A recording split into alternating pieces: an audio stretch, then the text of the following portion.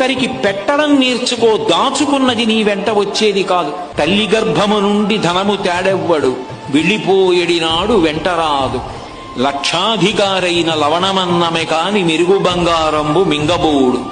విత్తమార్జన చేసి విర్రవీగుట కాని కూడబెట్టిన సొమ్ము కుడువలేడు.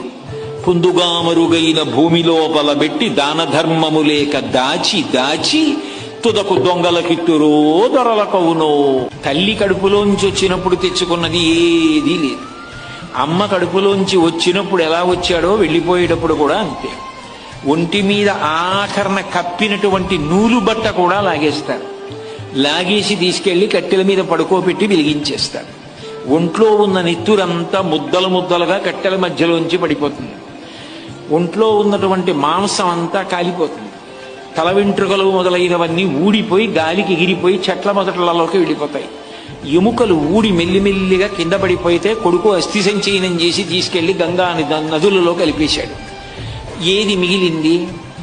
ఇలా ఇలా ఉన్నన్నాళ్ళు చూపించి బోరలు విరిచినటువంటి వాడు తుట్టతొతకు ఏమయ్యాడు, పిడికెడు బూడిదయ్యాడు.